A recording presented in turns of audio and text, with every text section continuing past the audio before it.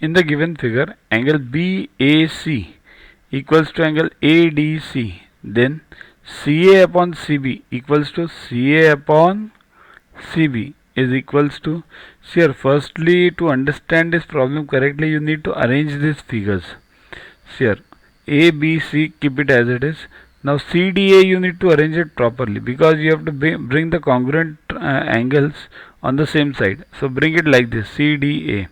Now we will understand the figure correctly. Okay. Therefore now what? See this, angle C is common to both the triangles. Okay. Therefore angle is common. And second is what? A, this side AC. AC is common to both. Okay, that is also done.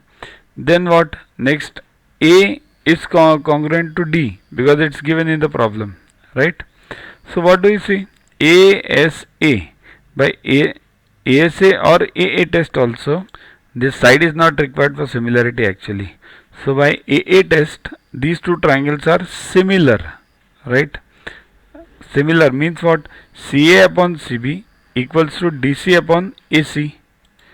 This figure should be like this, C, A and D, C, B and A. Then you will understand it better for similarity. Okay. So these two are similar, therefore CA upon CB equals to DC upon AC, right? That is the required answer.